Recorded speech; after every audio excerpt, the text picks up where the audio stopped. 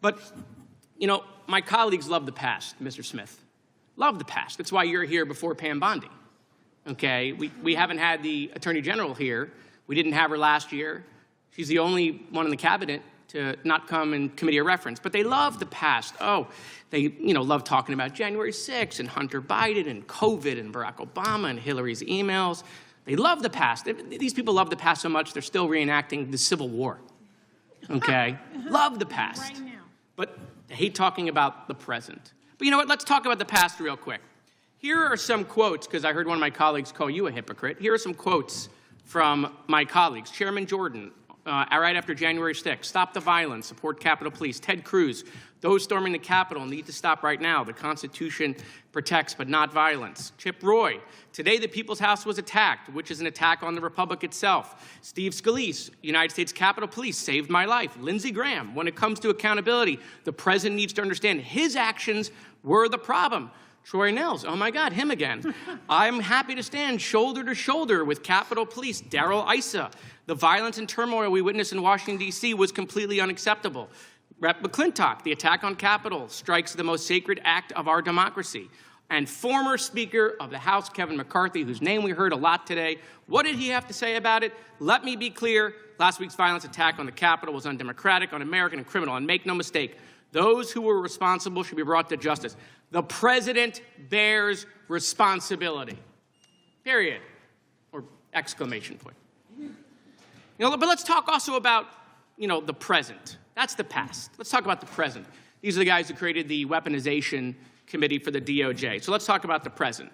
Jerome Powell facing investigation. Okay. In fact, we heard about Jonathan Turley, that he's some legal messiah. Jonathan Turley calls the Jerome Powell thing legitimate concerns of retaliation. Lisa Cook under investigation.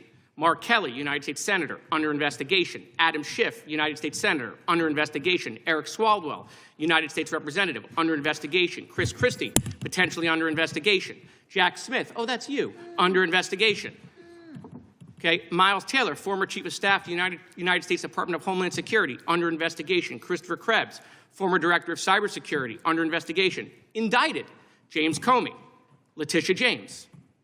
John Bolton. It's weird that they indicted John Bolton but stole his foreign policy.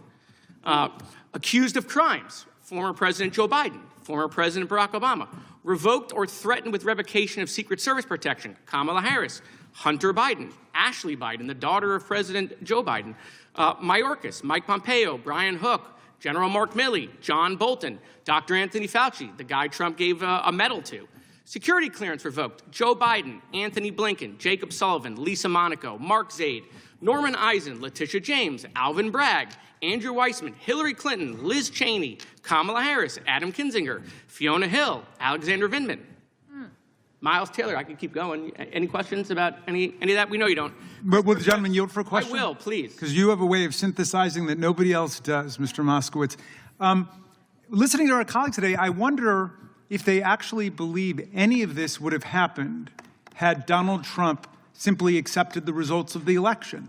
You mean like Al Gore did when he lost 5-4 at the Supreme Court? Yeah. Yeah. Would any of this, would the violence have happened? Would the fake counterfeit slates have happened? The threats against Vice President Pence? No, none of it would have happened. And Leon Panetta would still have his security clearance. So would John Brennan.